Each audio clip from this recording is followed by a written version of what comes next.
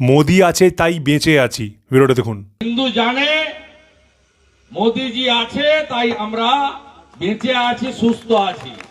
আমরা বাংলাদেশ হতে দেব না। দিল্লি, হরিয়ানা বলেছে, মহারাষ্ট্র বলেছে, দিল্লি বলেছে, নভেম্বরে বিহার বলবে, আর আগামী বছর ফেব্রুয়ারি, মার্চ, এপ্রিলে বাংলাও একই কথা বলবে। আমার মাত্র দুটো কোয়েশ্চেন। প্রথম কোয়েশ্চেন, আপনারা এই কথাটাকে কতটা সমর্থন করেন?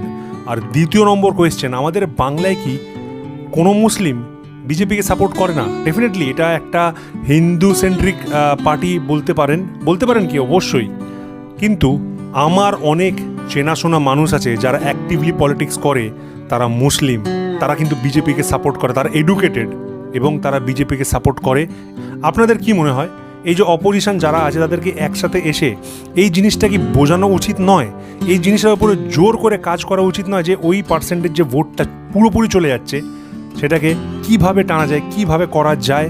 কিছু ছোট ছোট জিনিস যেগুলো ক্যাম্পেইন চালিয়ে হোক বা লোককে বুঝিয়ে হোক যে তোমাদের ব্যাপারে এইগুলো আমরা ডেফিনেটলি আগামী দিনে করব। দিল্লিতে কিন্তু আমরা দেখলাম অ্যাকচুয়ালি সাইলেন্টলি কীভাবে বিজেপি এলো, বিশাল কিন্তু ক্যাম্পেইন কিছু করেনি, দু তিনটা মুদ্রার উপরে কথা বলে মারাত্মকভাবে পাওয়ারে এলো। আর যেভাবে এলো সেটা একটা হিস্টোরিক উইন বলা যেতেই পারে। তো বাংলায় এটা কি সত্যি সম্ভব?